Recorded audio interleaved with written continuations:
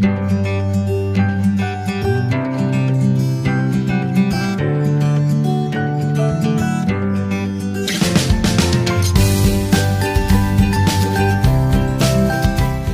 datang kembali adik-adik di channel Yuk Belajar IPA bersama Kak Rizal. Nah, pada video kali ini Kak Rizal akan membahas atau melanjutkan materi yang kemarin terkait dengan sistem reproduksi pada manusia untuk kelas 9 SMP MTS. Kali ini kita akan membahas pembelahan secara mitosis dan pembelahan sel secara meiosis. Dan ini adalah video part 2 dari video sebelumnya. Sebelum lanjut ke video, jangan lupa untuk subscribe channel ini dan aktifkan lonceng notifikasi. Kemudian yang sudah subscribe, saya ucapkan terima kasih banyak. Karena berkat kalian, saya masih semangat untuk memberikan video-video edukasi lainnya. Kita langsung saja menuju ke pembahasan materinya. Yang pertama kita bahas pembelahan mitosis. Pembelahan mitosis maksudnya adalah pembelahan sel yang menghasilkan dua sel anakan yang disebut diploid atau 2N.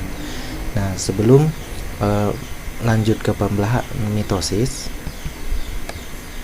nah di sini ada fase-fase mitosis yang harus adik-adik semua ketahui ya. Fase-fase mitosis terbagi menjadi 4 fase ya. Fase pertama itu namanya profase, kemudian yang kedua metafase, selanjutnya yang ketiga ada anafase, dan yang terakhir telofase. Nah, cara Kak Rizal untuk menghafal supaya tidak acak-acakan untuk urutannya, Kak Rizal cukup hafal pro, meta, ana, telo. Next, kita lanjut ke proses pembelahan mitosis. Nah, di sini sebelum ke proses pembelahan mitosis, sel itu melakukan yang namanya persiapan terlebih dahulu atau disebut dengan tahap interfase. Ya, kata lain interfase bisa kita sebut tahap persiapan. Nah, di sini kita lihat dulu selnya ya. Nah, yang di tengah itu adalah membran inti. Jadi di dalam membran inti ada DNA, RNA, intinya materi genetik pada suatu sel itu terdapat di dalam membran intinya. Kemudian yang terlihat seperti titik yang di luar kuning, nah itu namanya sentrosom. Nah, kemudian untuk tahap persiapan atau interfase ini terbagi menjadi 3 tahap ya. Jadi tahap pertama ada G1 atau disebut dengan gap pertama. Nah, pada tahap ini terjadi proses di mana pertumbuhan dan perkembangan sel. Jadi organel-organel yang ada pada sel itu nanti akan mengalami pertumbuhan dan perkembangan sebelum lanjut ke fase berikutnya. Kemudian tahap kedua itu tahap S atau sintesis. Nah, di sini terjadi proses replikasi atau duplikasi DNA sehingga nanti menghasilkan 2 salinan DNA. Kemudian tahap terakhir dari tahap interfase yaitu G2 atau gap 2. Nah, di sini terjadi peningkatan sintesis protein. Nah, kalau sudah masuk fase yang ini berarti ini adalah sudah siap untuk selnya melakukan yang namanya pembelahan. Next, kita lanjut ke proses pembelahan mitosisnya ya. Jadi yang pertama kita bahas dulu profase. Nah, pada tahap ini apa saja sih proses yang terjadi pada profase ini? Yang pertama, kromatid akan menjadi kromosom. Kemudian yang kedua, membran inti rusak. Selanjutnya sentrosom membelah menjadi 2 atau disebut dengan sentriol, dan sentriol akan membentuk benang-benang spindle. Untuk lebih detailnya, mari simak animasi berikut. Nah, di sini adik-adik bisa lihat sendiri ya. Kromatidnya akan berubah menjadi kromosom. Nah, tanda dari kromatid sudah menjadi kromosom itu bisa dilihat bentuknya seperti huruf X. Nah, kemudian lama-kelamaan nanti membran intinya akan mulai rusak. Kemudian sentriol akan membentuk benang-benang spindle dan nanti akan mengikat pada tiap-tiap kromosom tersebut. Itu adalah tahap pada profase. Kemudian fase selanjutnya yaitu metafase. Nah, pada tahap ini kromosom akan berjejer pada bidang. Nah, untuk lebih jelasnya mari simak animasinya. Nah, di sini bisa terlihat ya adik-adik, kromosomnya tadi yang masih belum beraturan mulai berjejer dan mengapit pada bidangnya. Nah, jadi jika kromosomnya sudah berjejer seperti ini adalah tahap pada metafase. Begitu ya adik-adik. Setelah tahap metafase, kemudian sel akan melakukan pembelahan yang ketiga, yaitu anafase ya. Nah, pada tahap ini prosesnya apa saja ya? Di sini kromosom akan ditarik ke kutub berlawanan. Kemudian yang selanjutnya kromosomnya akan menjadi kromatid kembali. Nah, untuk lebih detailnya mari simak animasi berikut.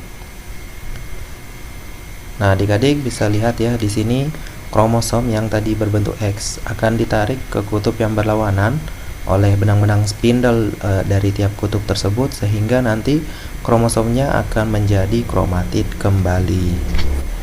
Kemudian fase terakhir adalah telofase, di mana di telofase ini terjadi pembelahan sitoplasma atau sitokinesis. Nah, di sini adik-adik bisa dilihat pada animasinya ya. Nah, terjadi pembelahan pada tengah-tengah dari sel tersebut, yang kemudian akan menjadi sel anakan baru dan menghasilkan dua sel anakan. Seperti definisi dari pembelahan mitosis itu, yaitu menghasilkan dua sel anakan ya. Nah, jadi kalau sudah mencapai dua sel anakan di sini atau sudah terbelah menjadi dua, maka ini adalah fase terakhir dari pembelahan mitosis. Begitu ya adik-adik. Nah, kemudian kita lanjut ke materi berikutnya terkait dengan pembelahan meiosis. Pembelahan meiosis adalah pembelahan sel yang menghasilkan 4 sel anakan yang disebut dengan haploid atau N. Kemudian untuk pembelahan meiosis ya, di sini adik-adik bisa lihat ya untuk gambarnya. Nah, untuk pembelahan meiosis di sini ada meiosis 1 sama meiosis 2. Nah, jadi di meiosis 1 ini nanti ada fase-fasenya ya, yaitu prometa anatelo 1 atau profase 1, metafase 1, anafase 1 dan telofase 1. Kemudian akan dilanjutkan ke meiosis 2, yaitu profase 2, metafase 2, anafase 2 dan telofase 2. Ya, kita mulai dari tahap meiosis 1 ya. Yang pertama ada profase 1. Nah, proses apa saja yang terjadi di sini? Yang pertama, sentriol akan menuju ke kutub berlawanan. Kemudian yang kedua, membran inti rusak. Selanjutnya kromosom homolog atau bersaudara berpasangan. Kemudian kromosom akan mengalami penggandaan dan pindah silang. Kemudian lanjut ke tahap berikutnya, yaitu metafase 1. Nah, pada metafase 1 ini proses yang terjadi adalah kromosom akan berjejer pada bidang.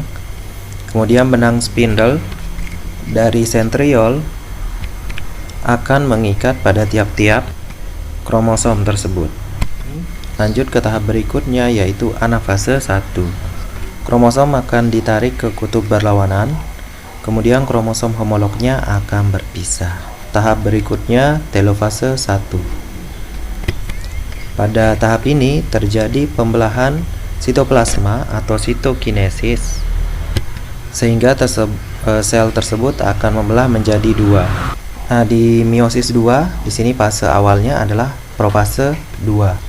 Nah, di sini proses yang terjadi itu sentrosomnya akan membelah menjadi dua yang disebut dengan sentriol. Kemudian sentriolnya akan bergerak menuju ke kutub berlawanan, yang kemudian sentriolnya akan membentuk benang-benang spindle. Setelah itu baru masuk ke tahap metafase 2. Nah, di tahap metafase 2 ini kromosom dari tiap selnya itu akan berjejer pada bidangnya, dan kemudian benang spindlenya akan mengikat tiap-tiap kromosom tersebut. Nah, setelah itu masuk ke fase berikutnya, yaitu anafase 2. Nah, di fase anafase 2 ini kromosom akan ditarik ke kutub berlawanan, kemudian kromosomnya akan berubah menjadi kromatid. Kemudian setelah itu maka lanjut ke fase berikutnya, yaitu telofase 2. Pada tahap ini terjadi pembelahan sitoplasma atau sitokinesis. Di animasi adik-adik bisa lihat ya. Nah, di situ terjadi pembelahan pada tengah-tengahnya, sehingga pada satu sel itu akan membelah menjadi dua. Namun karena di sini ada dua sel yang membelah, makanya dua sel tersebut akan masing-masing membelah, sehingga total dari hasil pembelahan telofase 2 ini adalah menghasilkan 4 sel anakan. Nah, kalau sudah sampai 4 sel anakan, berarti ini adalah tahap akhir dari pembelahan meiosis itu. Nah, bagaimana adik-adik? Sudah paham kan bagaimana proses pembelahan mitosis sama pembelahan meiosis? Nah, untuk pembelajaran kita kali ini, Kak Rizal tutup dengan ucapan terima kasih. Hidup terlalu misterius untuk dianggap terlalu serius. Mary Engelbreth. Terima kasih yang sudah menonton dan jangan lupa untuk subscribe.